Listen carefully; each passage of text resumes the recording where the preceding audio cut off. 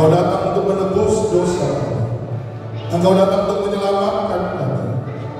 Dan kami percaya Engkau ada di tengah-tengah kami malam hari ini. Kedatangan umat-Mu tidak sia-sia. Kami semua pasti diberkati oleh Tuhan. Hamba-Hamba-Mu yang telah membawa kami masuk dalam hadirat Tuhan, Tuhan akan pakai di waktu mendatang lebih dahsyat lagi, lebih luar biasa lagi. Nama Tuhan dipuji, nama Tuhan dipermuliakan. Bapa, tiba saatnya kami akan mendengar isi hati. Berfirmanlah di tengah-tengah kami. Firman yang adalah pribadi-Mu sendiri. Firman itu akan berbicara bagi kami semua. Kami buka hati dan pikiran kami untuk mendengar kebenaran firman daripada Tuhan. Hanya di dalam nama Tuhan Yesus Kristus. Haleluya. Semua yang percaya berkata amin. Sebelum duduk tengok kanan kiri, berikan jabat tangan, katakan selamat hari Natal. Silakan duduk Bapak Ibu. Shalom. Shalom. Haleluya. Salam sejahtera bagi kita semua. Ada sukacita pada malam hari ini. Puji Tuhan. Saya minta izin, tolong lampunya jangan kedap-kedip, tolong dimatikan saja karena sangat mengganggu mata saya. Terima kasih. Mula pertama saya ucapkan banyak terima kasih tentunya buat Bapak Kepala yang kita kasihi, Bapak Denny Mowago bersama istri dan seluruh jemaat dan seluruh jemaat GPD Hosana Cilegon. Puji Tuhan. Haleluya. Belum semua. Haleluya. Saya rindu di malam Natal ini semua kita berbahagia karena Tuhan masih berikan kesempatan untuk kita berkumpul dan merayakan ibadah Natal bersama-sama. Nama saya Pendeta Herman Rantung. Kami datang dari kota Jakarta. Saya seorang gembala sidang di dua gereja. Yang pertama di Kelapa Gading dan yang berikutnya ada di Kramat Jaya. Saya datang tidak sendiri. Saya datang dengan istri saya, ya, dan adik saya. Dan puji Tuhan karena bisa ada di tempat ini dan atas perkenanan Tuhan melalui Bapak Kepala kami boleh melayani pada malam hari ini. Puji Tuhan. Bapak Ibu, ada satu tema yang diberikan dan saya mau kita baca tema ini bersama-sama, ada di depan kita, ya. Temanya adalah New Life to be Shine. Sama-sama katakan New Life to be Shine. Belum semua, yang di belakang masih bengong, saudara. Sama-sama kita sebutkan tema kita tahun ini. 2, 3. New Life to be Shine. Bahasa Indonesia berkata hidup baru untuk bercahaya. Tadi pujian-pujian yang dinyanyikan bertemakan bagaimana kita harus hidup baru di dalam Tuhan Yesus Kristus. Mungkin Bapak Ibu berkata, bagaimana saya bisa hidup lagi? Saya kan sudah hidup. Nanti hari ini kita akan belajar, malam ini kita akan melihat hidup yang seperti apa yang Tuhan mau. Hidup baru seperti apa yang Tuhan inginkan.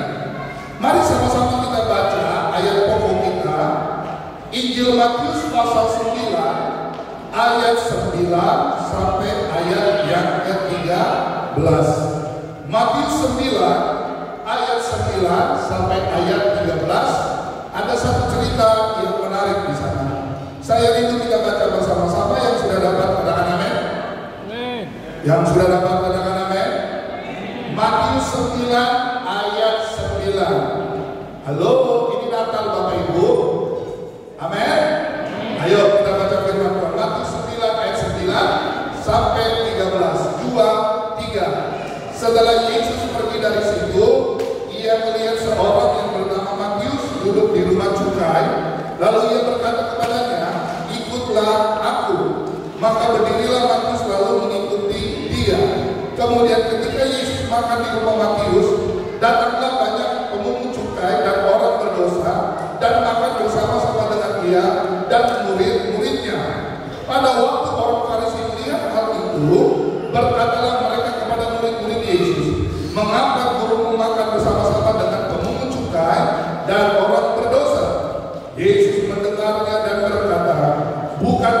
sehat yang memerlukan tabib, tetapi orang sakit. Jadi pergilah dan pelajarilah arti firman Tuhan ini. Yang kukehendaki ialah belas kasihan dan bukan persembahan, karena aku datang bukan untuk memanggil orang benar, melainkan orang berdosa. Satu kali Yesus bertemu dengan Matius dan teman-temannya. Ada kata yang menarik di sana. Pada ayat yang ke-9 dikatakan begini, ikutlah aku. Siapa di sini yang yakin dan percaya Bapak Ibu adalah pengikut Yesus sekarang? Ya, belum semua, yang di belakang masih ngomong ya. Siapa yang percaya dan yakin bahwa hidupmu, dirimu adalah pengikut Yesus? Angkat tangan sekalian. Ya. Nah, apa arti pengikut? Ya. Kata pengikut dalam bahasa asli dikatakan akoloteo. Akoloteo artinya mengikuti, menemani, menghadiri. Bahkan kata ini lebih dalam lagi dikatakan pengikut atau teman. Tuhan melihat Matius bukan sekedar dia orang berdosa. Matius bukan sekedar pemungut cukai, tetapi Matius adalah temannya Tuhan. Hari ini Tuhan mau jadikan kita rekan sekerjanya Tuhan. Kita tidak sekedar KTP kita Kristen, kita tidak sekedar dari rahim ibu kita Kristen, tetapi jadikan dirimu pengikut Tuhan dan temannya Tuhan. Ini menarik Bapak Ibu, karena tidak semua orang menerima anugerah. Saya ulangi lagi, tidak semua orang menerima anugerah, walaupun semua menerima dan siap mendapatkan anugerah. Tetapi ada banyak orang menyia-nyiakan anugerah yang Tuhan berikan. Tadi saya katakan dia bukan bayi lagi yang datang 2000 tahun yang lalu, tapi dia adalah raja di atas segala raja. Katakan amin, saudara. Dia bukan lagi bayi mungil yang tidak berdaya, tetapi hari ini dia ada di sorga dan siap untuk menjemput kita. 4 hal sudah terjadi. Saya yakin yang kelima pasti terjadi. Yang pertama kelahiran, yang kedua kematian, yang ketiga kebangkitan, yang keempat adalah kenaikan. Apa yang terakhir? Yaitu dia akan datang kembali. Siapa yang percaya Tuhan Yesus akan datang kembali? Katakan amin. Siapa yang percaya masuk surga? Katakan amin. Ya. Jadi ikutlah aku berarti ada sesuatu panggilan yang khusus. Bapak Ibu ingat firman Tuhan berkata gini, banyak yang dipanggil. Halo, banyak yang dipanggil. Apa suara saya kurang keras? Lebih keras lagi boleh? Banyak yang dipanggil. Orang Kristen hari ini jumlahnya ada 2 miliar dari 8 miliar manusia yang ada di dunia. Tetapi pertanyaannya, apakah 2 miliar orang Kristen termasuk pilihan daripada Tuhan? Belum tentu. Ada panggilan, ya, tetapi ada juga pilihan. Dan saya berdoa, jemaat di tempat ini adalah jemaat yang dipilih oleh Tuhan. Kita tak sekedar hanya hari Minggu datang beribadah. Kita tidak sekedar hanya Kristen, tetapi kita tahu bahwa kita dipilih oleh Tuhan. Dan kalau kita dipilih oleh Tuhan, ada hak istimewa yang Tuhan akan berikan bagi kita. Menutup tahun 2024, katakan kepada Tuhan, ada berkat besar datang bagi diriku. Katakan amin. Nah, ayat yang ke-9, Matius dipanggil oleh Yesus. Coba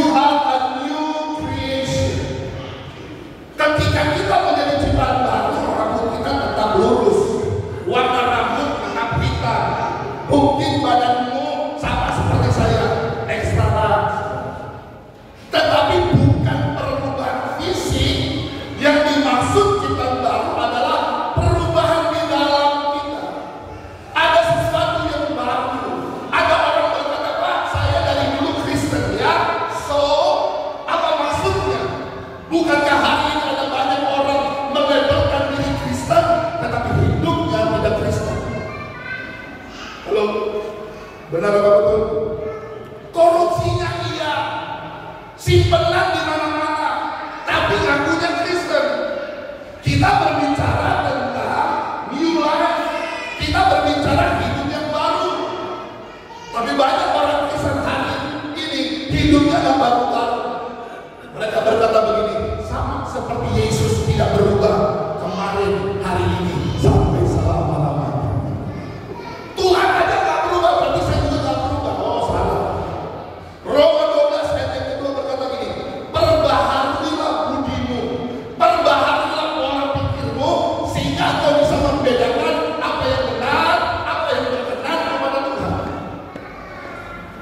Berapa lama kita jadi orang Kristen tidak menjadi ukuran, tetapi yang dibutuhkan adalah hidup yang baru. Katakan amin. Efesus 4 ayat 22-24, yaitu bahwa kamu berhubung dengan kehidupan kamu yang dahulu harus meninggalkan manusia yang lama yang menemui kebinasaannya oleh nafsunya yang menyesatkan, supaya kamu dibaharui di dalam roh dan pikiranmu dan mengenakan manusia baru yang telah diciptakan menurut kehendak Allah di dalam kebenaran dan kekudusan yang sesungguhnya. Jadi tubuhnya lama, tetapi pikirannya pikiran Kristus. Amin. Amin. Berubah itu adalah keputusan.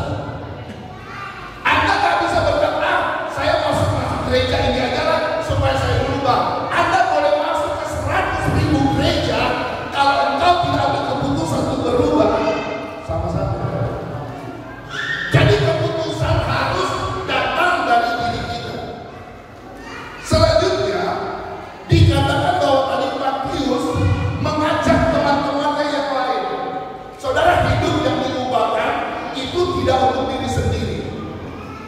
Hukum yang paling utama Alkitab berkata ini, kasihilah Tuhan Allahmu, tetapi kasihilah sesamamu manusia seperti dirimu sendiri.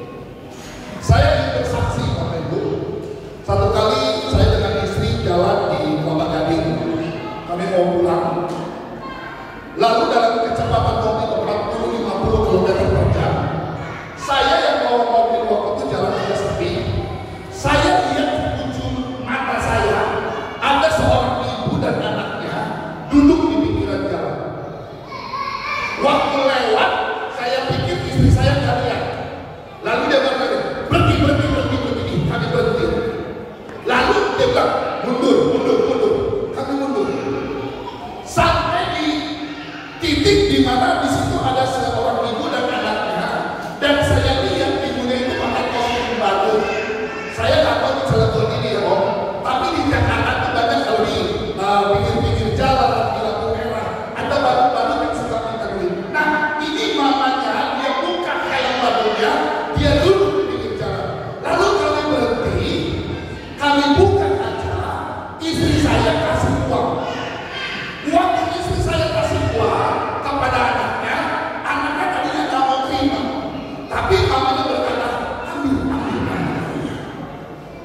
Yang menjadi pelajaran begini, waktu kami kasih uang, orang itu tidak jadi kaya. Waktu mereka terima, kami memberi, kami pun tidak jadi miskin. Tetapi paling tidak, kita sudah melatih kemanusiaan kita. Siapa yang hari ini lihat orang susah cuek? Siapa hari ini lihat orang yang membutuhkan masih buang muka? Ingat, semua berkat yang saudara terima itu datangnya dari Tuhan. Yang setuju katakan amin. Yang setuju katakan amin. Semua datang daripada Tuhan. Makanya Matius dikatakan dia ajak teman-teman yang lain. Terang itu harus bercahaya, walaupun terangmu mungkin sebesar lilin. Terangmu tidak terang-terang sekali, tetapi paling tidak ada terang dalam hidup. Masalahnya banyak orang Kristen justru ada banyak kegelapan. Saudara ingat ada pemimpin India namanya Mahatma Gandhi. Saudara tahu ya Mahatma Gandhi yang kepalanya botak itu? Beliau itu dulu menjadi pemimpin India. Sebelum dia meninggal, dia pernah menulis surat.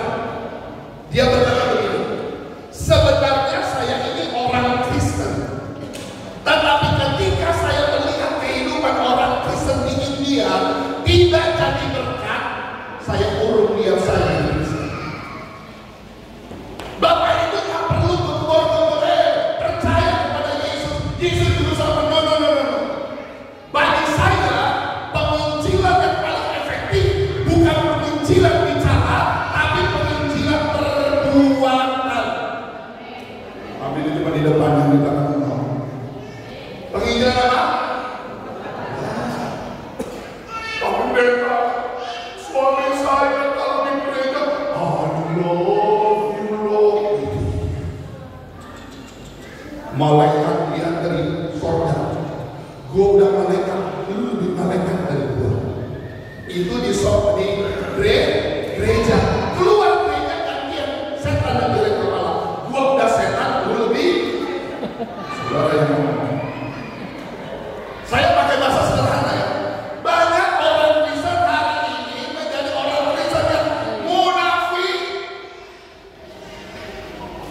Ada cuma pintar di gereja, ada cuma pintar di ibadah. Berapa banyak ada anak-anak yang tidak suka tinggal di rumah karena papa mama tiap hari cekcok.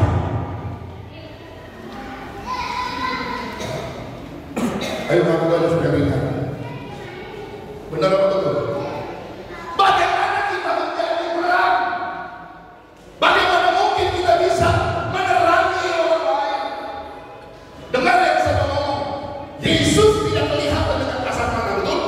Tapi kita percaya Tuhan ada.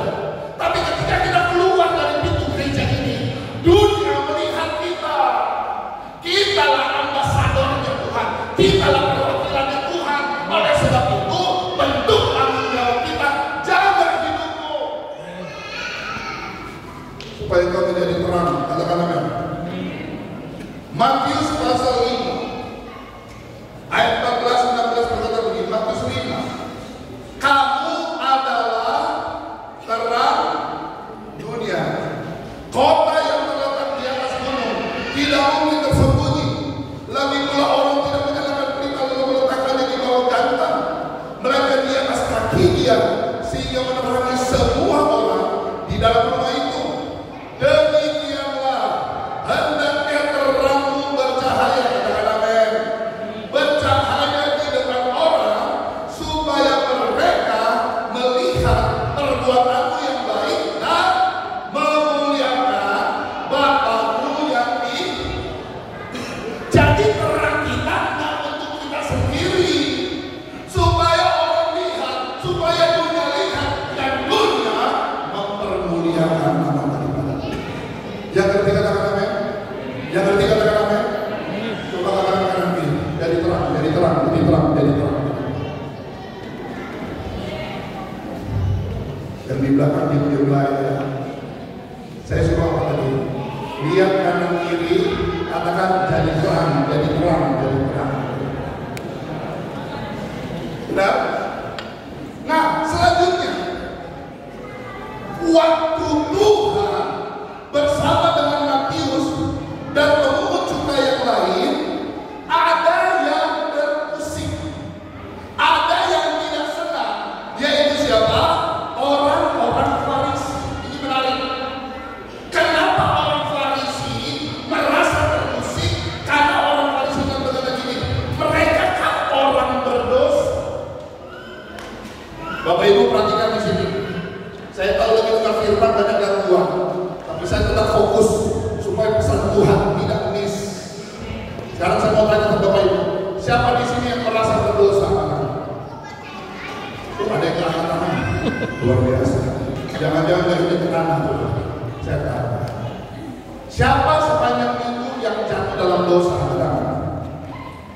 Nah, aku aja supaya ringan. Sekarang saya mau tanya ke Bapak Ibu, waktu Bapak Ibu lagi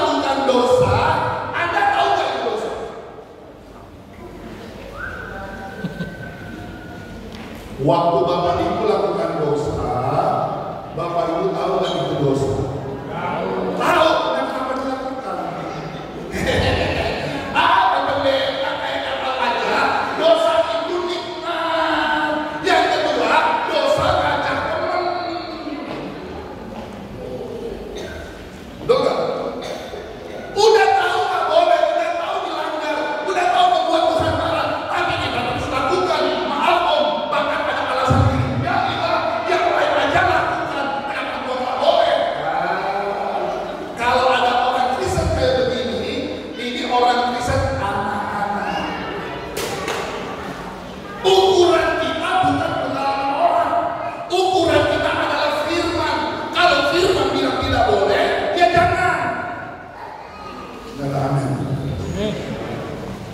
Standar kita bukan pengalaman orang lain, bahkan termasuk pendeta, tetapi dasar kita adalah firman Tuhan.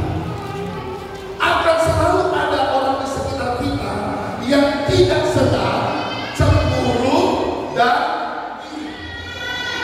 Orang Farisi menganggap dirinya suci, tidak berdosa.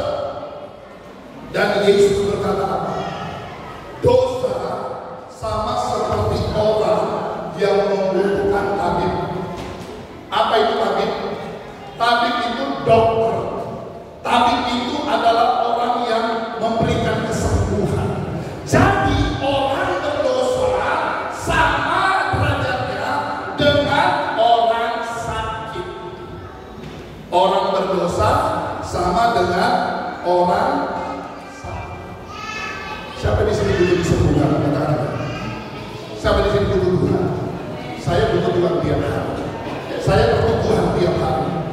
Biarlah Natal kita tahun ini, kita yang sakit disembuhkan oleh Tuhan. Amin. Kita yang perlu Tuhan berjumpa dengan Tuhan. Saya nggak tahu berapa biaya Natal DPD Hosana di tempat tahun 2020. Saya nggak tahu, tetapi saya yakin ada budget.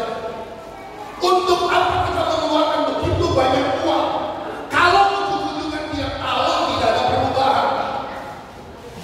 Ada orang gila, saudara, dites sama dokter kejiwaan, 3 orang. Dokternya berkata gini, kalau mereka bisa nyanyi dengan bagus, mereka boleh pulang ke rumahnya. Orang gila pertama nyanyi, potong bebek angsa dipe, gue bilang oke, stop. Udah waras, udah boleh pulang. Orang gila kedua, baru ada 5, patah, sudah boleh pulang. Orang gila yang ketiga dia nyanyi, coba kamu nyanyi, aku masih seperti yang dulu. Gue belum sampai dia, masuk lagi. Siapa di sini orang Kristen masih nyanyi lagu itu? Aku masih seperti yang dulu. Coba katakan kanan kiri, kayaknya kamu belum. Firman udah datang, sudah dikunjungi, sudah dibesuk, sudah dikasih tahu, tapi kalau bertobat inilah orang Farisi. Mereka hanya melihat bahwa itu kan orang berdosa. Lalu pertanyaannya, apakah mereka tidak berdosa? Berapa banyak di antara kita hari ini lebih mudah menilai orang daripada menilai diri sendiri? Alkitab berkata begini, selumbar di mata orang kita lihat, tapi balok di depan mata kita lihat. Jangan kepo, Bapak Ibu. Lebih baik kita koreksi ke dalam. Saya yakin masih banyak hal yang harus dibereskan. Tetapi malam hari ini, yang percaya Tuhan ada di tempat ini, katakan amin. Dia mau menolong saudara. Yang terakhir, ada kata, aku datang untuk orang-orang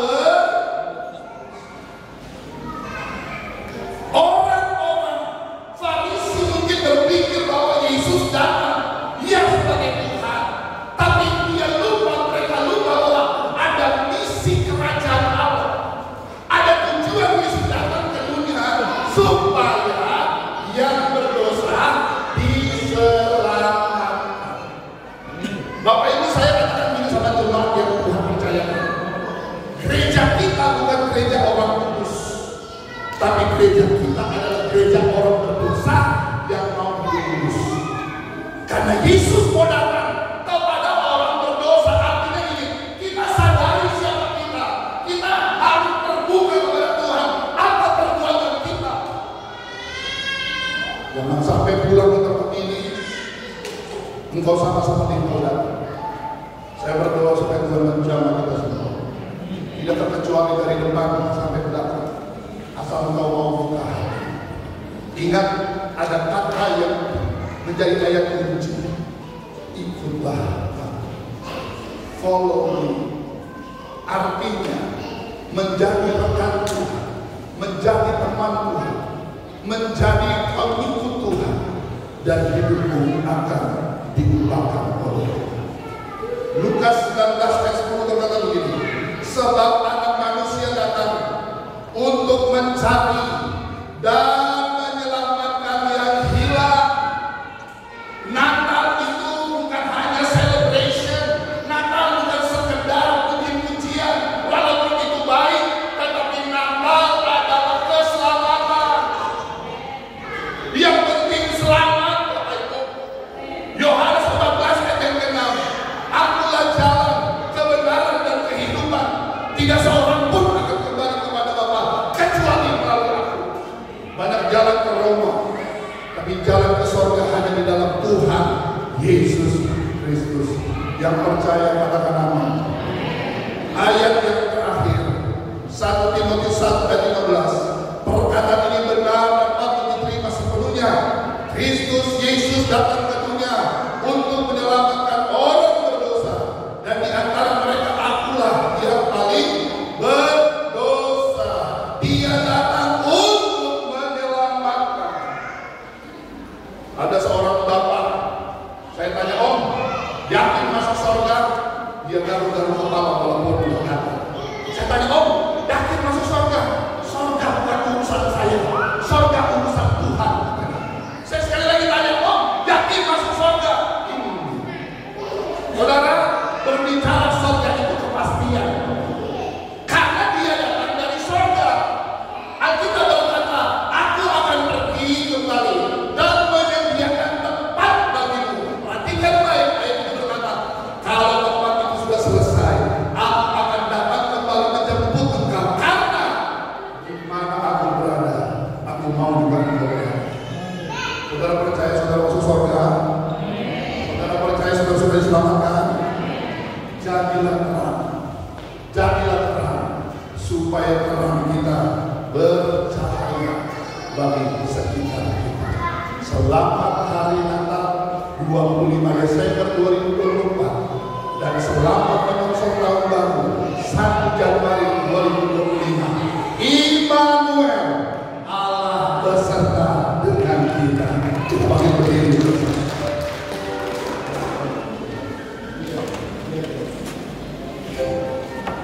Saya minta singkat.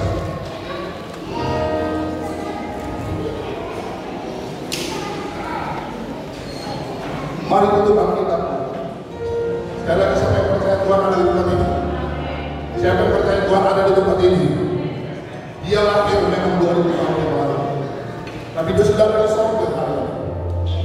Tapi dia ada di hati kita.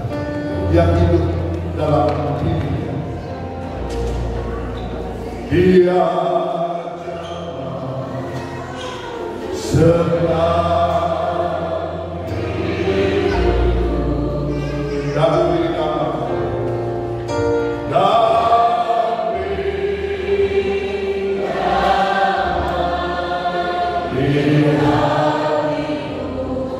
semua berubah.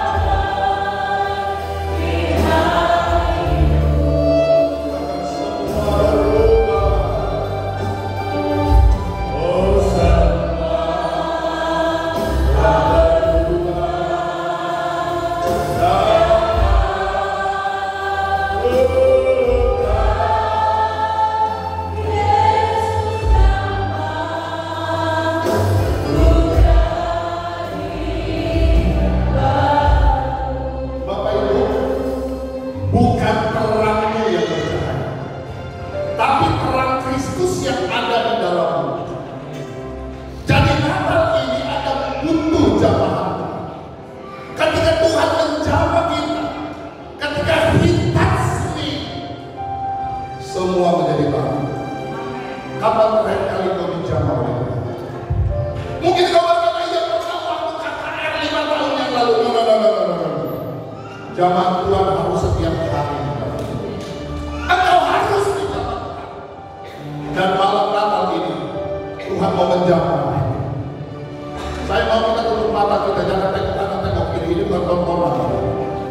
Saya mau pribadi lepas pribadi yang rindu dijamah oleh Tuhan, yang rindu hidupnya diubahkan, yang rindu bercahaya bagi orang sekitar. Katakan malam hari ini, jamah hidupku. Haleluya. Ini kebutuhan bukan 2-3 orang, bukan engkau mewakili keluargamu. Ini adalah kebutuhan setiap kita, pribadi lepas pribadi. Saya ingin bertanya malam Natal ini, siapa di antara saudara yang rindu ditolong dijamah oleh Tuhan? Angkat tanganmu. Yang mau saja angkat tangan tinggi. Engkau angkat tangan, Tuhan turun tangan. Yang di belakang, yang di tengah, angkat tangan tinggi. Mari saya undang saudara angkat tangan maju ke depan, berlutut maju ke depan. Dia jamah segala. Ayo jangan malu, jangan gengsi. Saya mau pribadi lepas pribadi. Engkau yang mau diubahkan oleh Tuhan, engkau yang mau dijamah oleh Tuhan. Pakai kesempatan malam Natal ini. Malam ini tidak akan terulang, Tuhan. Oh haleluya. Tuhan semua berubah. Amin. Oh semua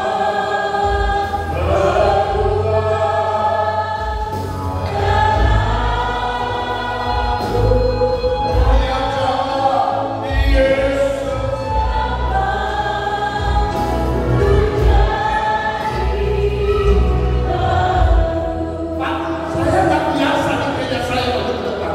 Ini bukan masalah kebiasaan, tetapi keputusan. Saya berikan waktu 2 menit lagi. Siapa yang rindu didoakan